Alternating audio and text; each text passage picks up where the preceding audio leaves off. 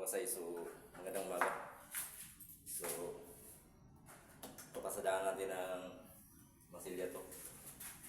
Kasi nire-repair natin to kasi nagtando ng bitak dun dito sa labas. Kasi yung electrician natin nag-repair ng panel board niya dun sa kabila.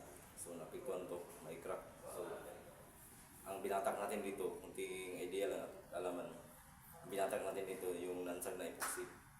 So yan, tigas na siya. So kumbaga ang gagawin natin, papasadaan natin ang grinder to.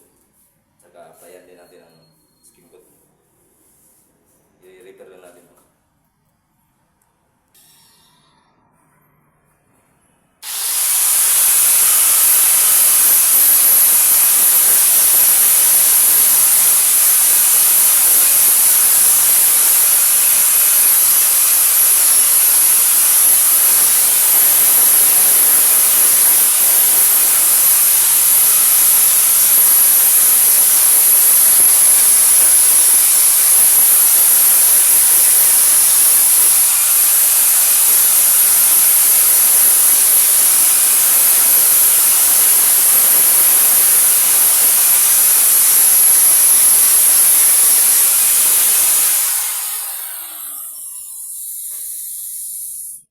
Saka kunting tip at idea lang tayo mga kasay. So ang nilalagay namin ito yung epoxy na lansag.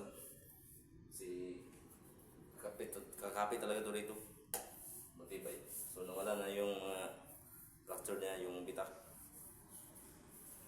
So sana may kunting idea ito at makukuha.